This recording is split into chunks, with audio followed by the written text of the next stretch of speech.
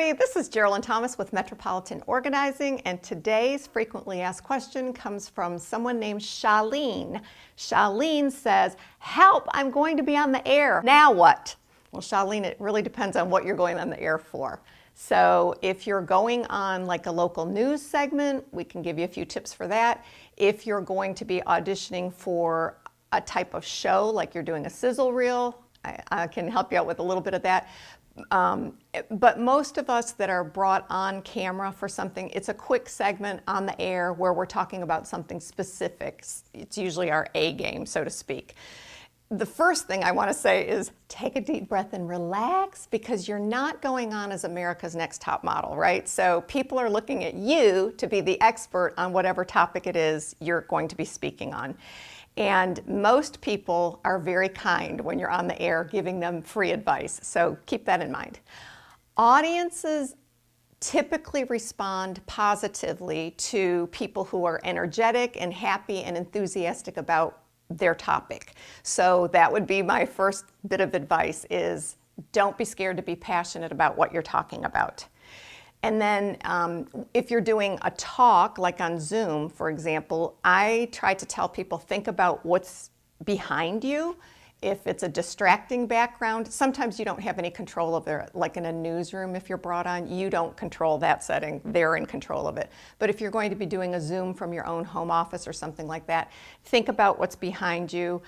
You don't want to blend into the background. You don't want to wear busy patterns. Solid colors are a little bit better. And typically speaking, black and white don't look as great on camera, so go ivory or a bold color. And I always joke, most people look really good in blue, so some shade of blue is almost always a good thing for people. Also, think about how things will look in silhouette.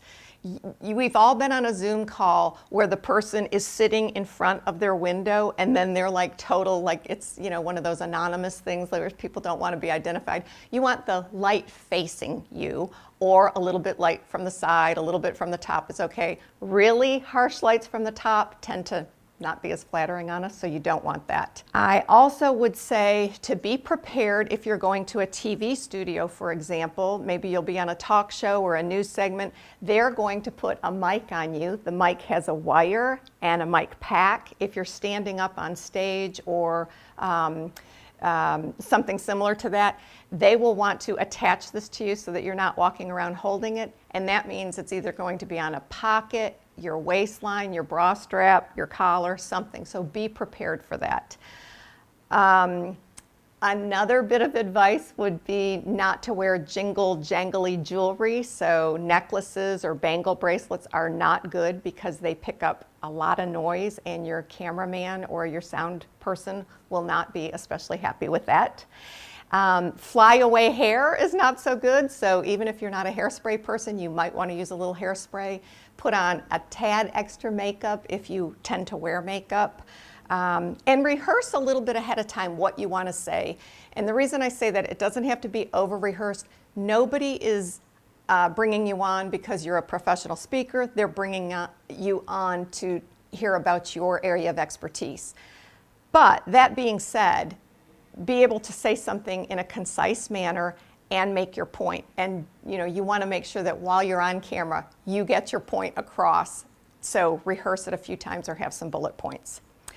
If you're going to a local TV studio, I always tell people to contact the producer or the person that you'll be doing the interview with 2 days in advance and just run it by them. Where do I park? Is it free, or is it 3 blocks away, or is there a garage? Do I have to go through security? Am I allowed to bring something in, like a laptop bag or whatever you might be bringing in, especially if you have props? I remember showing up at a TV studio with all these shoe boxes and devices and stuff, and it was kind of an ordeal. But anyway, you want to know, you want them to know, you want to be prepared. You will often be asked to send a bio and a headshot ahead of time. That's very important. And just remember, the bio is not a resume. Nobody wants to read the resume. They just want a quick little bio. Confirm the address of where you're going. Just because the person contacting you is located in one studio or one office building, it doesn't mean that's where you'll be doing your filming. So that's an important thing to know.